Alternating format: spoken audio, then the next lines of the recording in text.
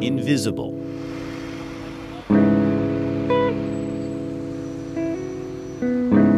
Inaccessible to view. Hidden. Inconspicuous. Ignored. Unnoticed. Walking down the street sometimes, I don't know, I just feel invisible sometimes. Unseen. People really aren't interested in my life.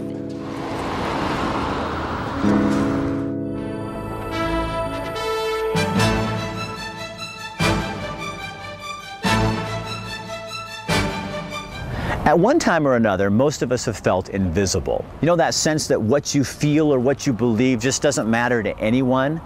Sometimes we put ourselves in the box. Sometimes it's circumstances.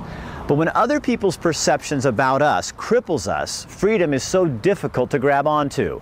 You need someone to believe in you. You need someone to help you explore.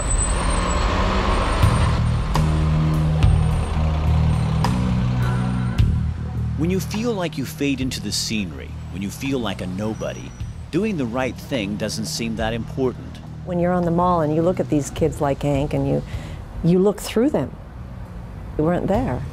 At a glance, we might think some of the very visible who feel invisible are asking for it. It makes you feel like you're a lesser person. People put you down so much that you actually feel like you're a lesser person. You don't deserve anything. But maybe we're really not looking at them. It's much easier to look away and to write them off. If I don't have a job, then it sucks. It's like being a waste of space. There are others who feel invisible who can't help it. They straddle this world and their own. We hold the key, but our grip is too tight. There's some people who stare at me just to my disability. And then those who were sent here to the land of invisible. What seems like a one-way ticket to nowhere. Nobody knows what I go through. Nobody knows what I've been through. And then there's the rest of us, who can't seem to fit in either. I feel invisible when I walk down the street and I feel people looking at me and only seeing kind of what they want to see. Being misunderstood is part of life, but when it pushes you to an edge, it can be dangerous. They want to turn into someone. They don't feel that they really have a right to be here. I think they feel guilty for being here on the face of the earth. Ignoring it only makes it worse. Frustrations grow. The number of invisible people increases. What keeps me going? Knowing I can do better than everybody says I can do. It won't just go away. Money won't stop it. Time. Real time spent. The only solution. It's showing the humanness of this person. I value you enough to go with you, or to take you to the game with me, or the basketball game with me, or the baseball game with me. I'm proud to be with you. The mask must come off. Did you know that 1 in 3 American children start kindergarten without the skills they need to read? But it doesn't have to be that way. Remember, we did it with the man. With the man. Oh, you did the man one. My name is Corey Byers, and I teach the Early Literacy Program at the Eugene Hearing and Speech Center.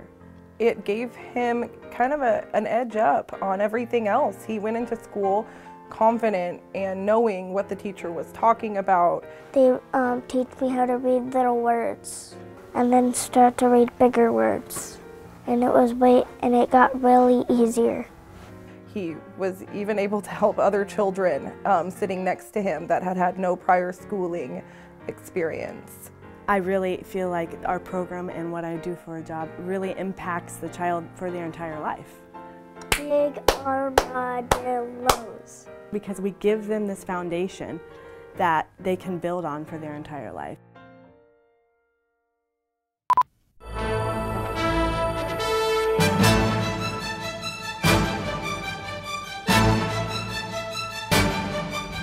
The story that got us thinking about feeling invisible is the story you're about to hear, Amelia Abel. She's an amazing woman with plenty of guts. She's got so much to offer people, but few takers. She wrote us a letter a few years ago telling us how invisible. Imagine being trapped in a body that tells the world on the outside one thing, when on the inside she's got something else she really wants to say. What would it be like to spend your life stuck in the middle? When I came, the doctors didn't know I have Down syndrome, so it was really hard for them. So what happened is they had to do all tests on me, saying if I do or not. And my dad said to the doctor, saying, I know my daughter has Down syndrome, because I can see her with her face. You know you're different, but not that different. People look at me weird in a funny way, like when I walk down the hallways, people like in bubbles and they don't look at me.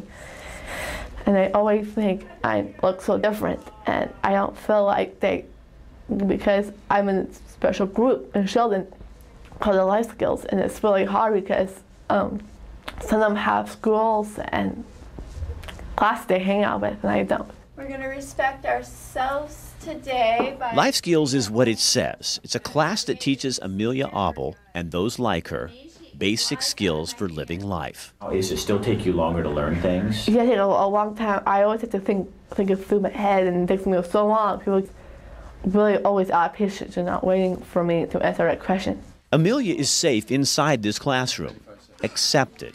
But still, she's not like everybody else, not even here. Because I have an advisor named Greg, and he helps me a lot with other people to get along with.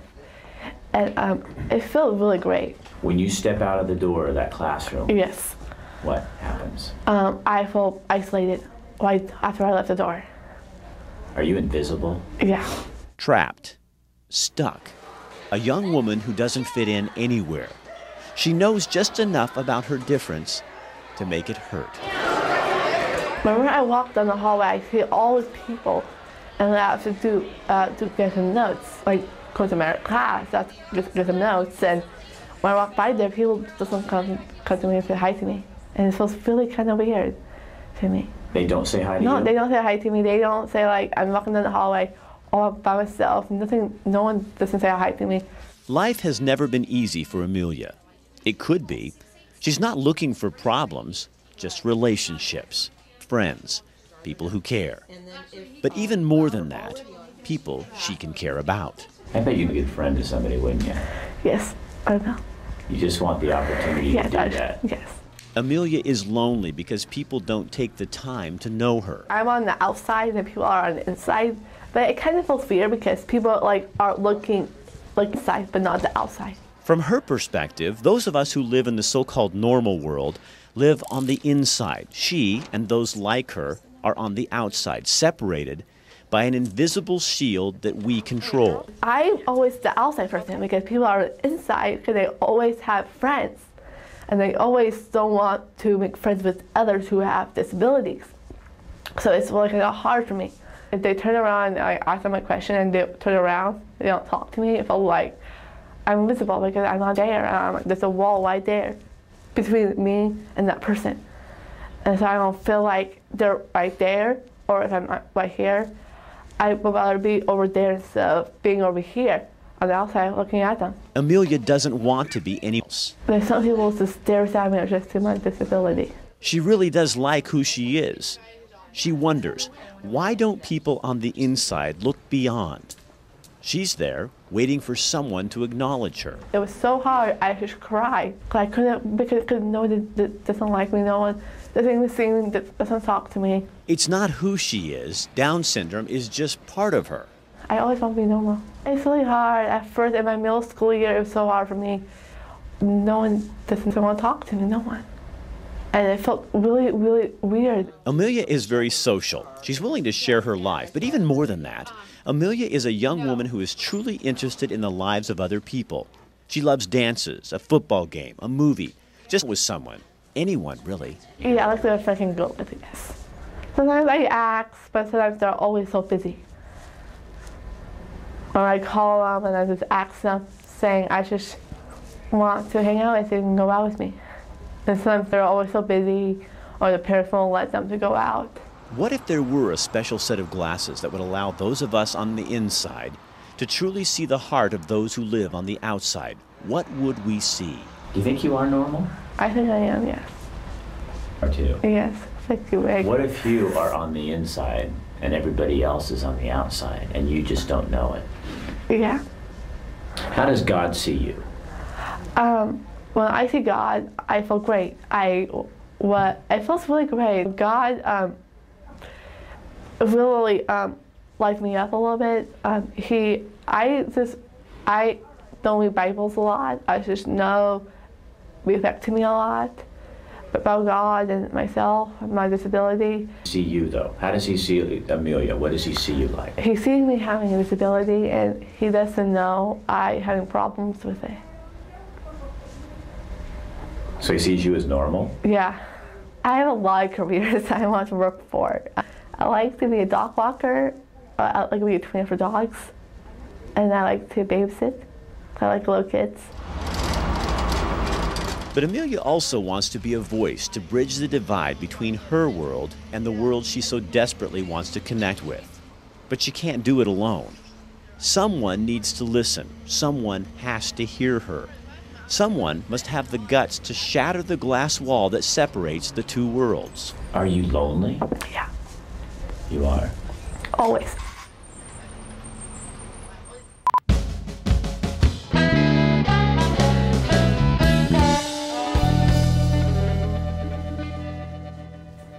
Hey Steve, how you doing, man? Good, good. How are you? Good. So you know how to use a razor, right? I've done it once or twice. Straight razor shave is just absolutely unique. In all my years, I've actually never been to a barbershop that actually still does straight razor shaves. You guys are about the only people in town that do this anymore, aren't you? Just about. During the month of November, we're asking men to grow mustaches and then to come in the last day of the month, November 30th, to Analog Barbershop and have their mustaches shaved off. Don, the owner, has offered to donate a portion of the proceeds from each shave off to the Oregon Cancer Foundation. It's a total guy thing. Your eyes closed, so don't splash you.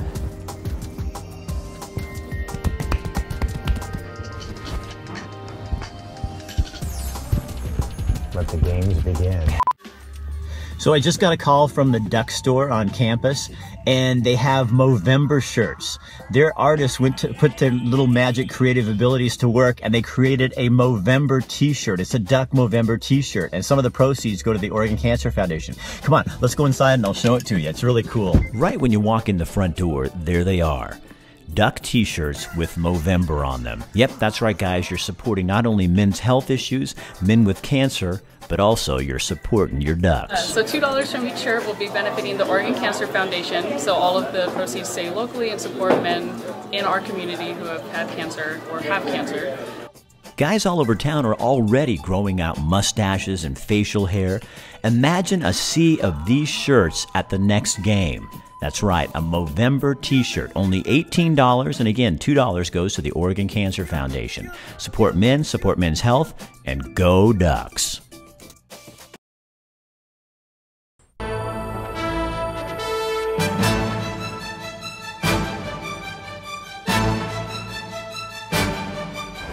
When so many things go wrong in a person's life, when they feel like they're drowning, that's when they need help. When you can't talk about why you're trapped, when you can't tell anybody why you feel invisible, that's a prison that's so difficult to break free of. You need a key. You need someone to listen. But most importantly, you need someone to take action. Sometimes we see what we want to see, and often that makes some people feel invisible. I matter to myself, and I don't know if I matter to anybody else. Well, I know I do, but I don't feel like I do. We're too busy to look. What would it take to change that for you? It would take people believing in me. This is Anna Marie's story. But it's really much bigger than that. A lot of us can find bits and pieces of our lives woven in her words. Nobody knows what I go through. Nobody knows what I've been through. Anna Marie will tell you what she can about her world. Me, I'm 16. My life sucked so far, but I make the best of it. Her dad's in jail for 18+ years. She doesn't say why. Oh, the reason is so important, but at 16, she can't go there yet. I've been through a lot, and I somehow stay on top of it. At her alternative high school in Coos Bay, she struggles to get back on track. Wasted time translates into hard work. Did you get your GED? No, I can, but I don't want to. I want to graduate. Why? Because I got told I wouldn't graduate, so I'm gonna. The Harding School is her constant. It's a refuge, a place that gives her something to hold on to. Do you dream? I gave up on dreaming a long time ago. How did a 16-year-old girl become invisible? Life has not always been kind to Anna Marie, but again, that part of the story she'll hold on to for now. I've cut my wrist. Not deep enough to do any damage, just deep enough to hurt myself a little bit. What were you looking for? I was looking for relief. Sometimes physical pain is easier to handle than the kind that haunts the mind. I hide behind my mask every day. Just every time I smile, I'm hiding my face. So take off the mask for me. I can't. Somebody drove down the road and even glanced at me. They'd see me, they wouldn't know nothing about me. And I want to know people. I want people to know me. I don't know. They just see a girl that looks happy, but nobody knows how miserable I actually am inside. Anna Marie is on her own. I couldn't take it. I couldn't take being blamed of everything I wasn't doing, because it just made me not want to succeed in nothing, because they all accused me of being the bad child, and I was trying my best to be good. She moved out, all the way out. And my mom asked me, or told me, she goes, I'll pay for you getting emancipated if you want to do it. And so I'm like, okay. And I did it. So I have to work, I have to have a job. And yeah, I'm an adult compared legally I can get in trouble for anything an adult can get in trouble for. Because sometimes I feel like there's nothing, why did all this? Why did I get emancipated? Why do I work so hard? Why can't I be a kid? Did you ever get to be a kid? Not really. And I wish most of all right now I could be, but I'm the furthest away from being a kid. I'm 16 and live a life of a 19 or 20-year-old. Or a 40-year-old. Yeah. I work 40 hours a week and go to school on top of that. School is important. Because without that, where am I supposed to make it?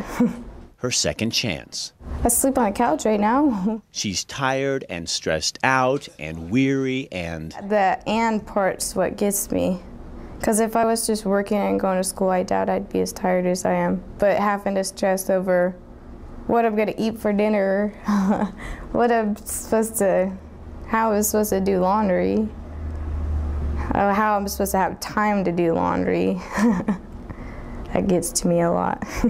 She's hoping to buy this old RV from her mom, set it up at a nearby park, and have her own place. I work at Burger King, and that's lots of fun. I love work. I love being out of the house. I love being busy. I want a vacation, away from everything, away from everybody, away from myself, yes, and that's not gonna happen, so. You crave change. You sense it doesn't have to be this way, but the falling, again, is more powerful than the desire for different. I'm always tired though, mentally, tired of everything, but I don't know how I'd rather have it. So what really happened to Anna Marie? What happens to all the others? Nobody understands why I really left. I just think I rebelled and took off. That's not how it was. If I would have stayed here, I don't think I would be here anymore. I don't think I could have made it. Hiding is never easy. Covering up takes great effort. Because I get so tired, I just like give up on everything. And I just have to go outside and I bawl my eyeballs out for a good almost 10 minutes and then I'm good. I always tell everybody I'm fine. I may be out of my mind and so stressed out I can't handle much more, but I'm always fine.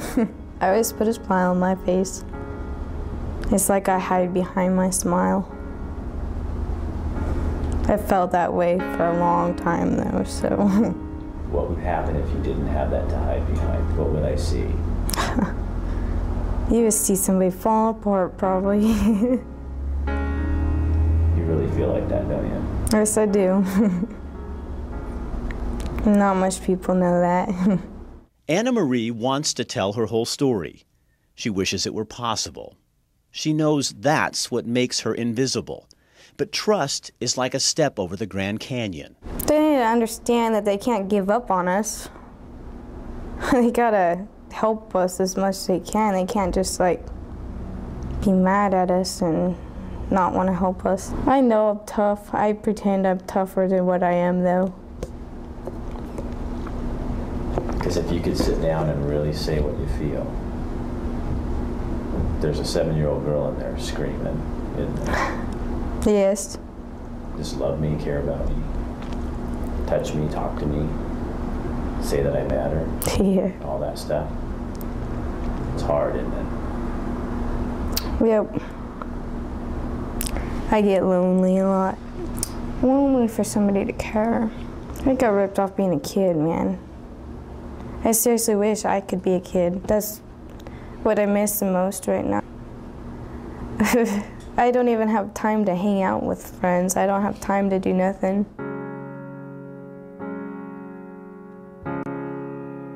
Invisible. It doesn't have to be this way. I wish people would open their eyes.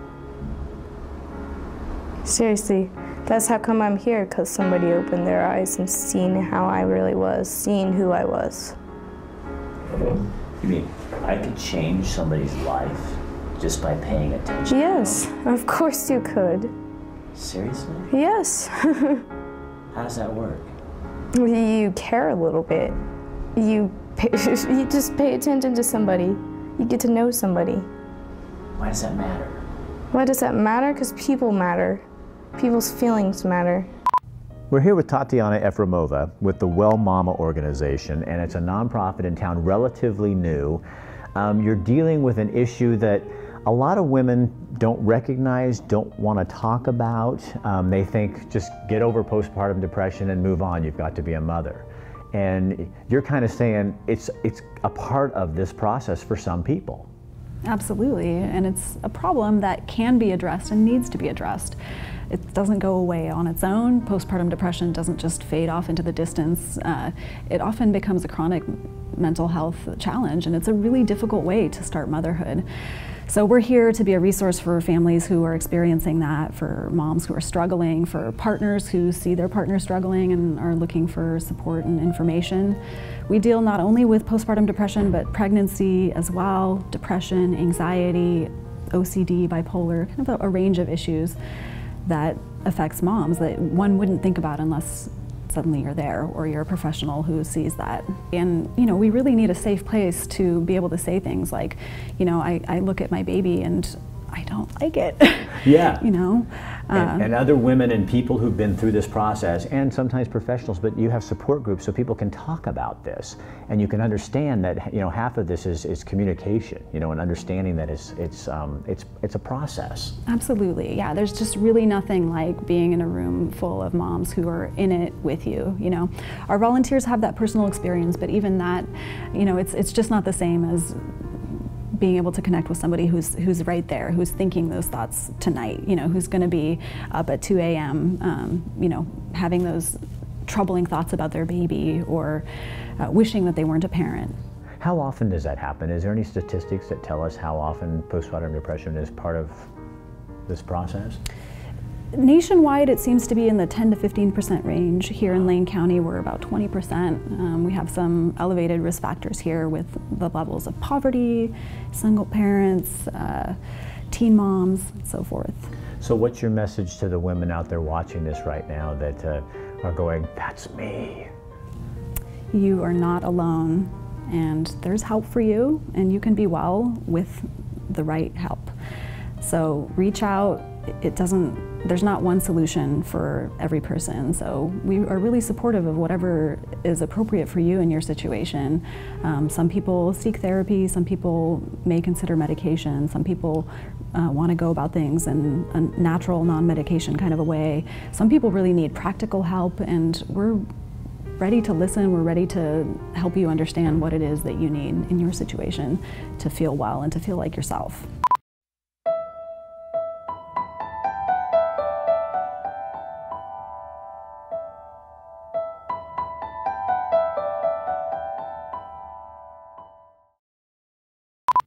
So what can you do to help people become visible?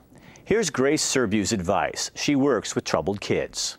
If you did look at them and smile at them, you have no idea what that means to that person. Rick, I have seen an incredible, profound difference through mentoring. And what that is human elements. Somebody who just is there, taking you to coffee or helping you sit there with you. They need it so badly because they feel hopeless. They feel worthless in this community. If you don't know how to mentor, give Committed Partners for Youth in Eugene a call. They'll train you. For Amelia, the answer is a little different. She has the hope, she just needs someone to listen. Amelia wants to go on the Oprah show and explain how disabled people feel from the outside in. December 15th, she'll be speaking at the City Club of Eugene. It's not Oprah, but it's a start. Come listen, she'd absolutely love it. And now Anna Marie. A businessman in Eugene and a few in North Bend heard her story. They raised $4,500 in cash. Shannon Nill and the Guarantee RV Centers in Junction City cut them a deal on a 28-foot travel trailer that was delivered to Anna Marie just before Thanksgiving. She couldn't believe it. Anna Marie has a home, her own home. Home means somewhere I can go and curl up in a nice big old warm ball and fall asleep. Not worry about anything. Anna Marie didn't ask for it, and yes, she is on her way. The extra money raised will pay her rent at the trailer park. And there's more. The Bell Fountain Community Church near Monroe heard Anna Marie's story and bought a bunch of household items for her. Things like blankets, fry pans, silverware, household goods, food cards, household cleaners, and the list goes on and on. You see, this is the secret to visibility. It happens one person at a time. Good night. Look me in the eye. Look me in the eye. Don't treat me as if I'm a broken person, I'm no good. Then throw me away in the gutter, because then that makes me feel bad. Look me in the eye. Look me in the eye.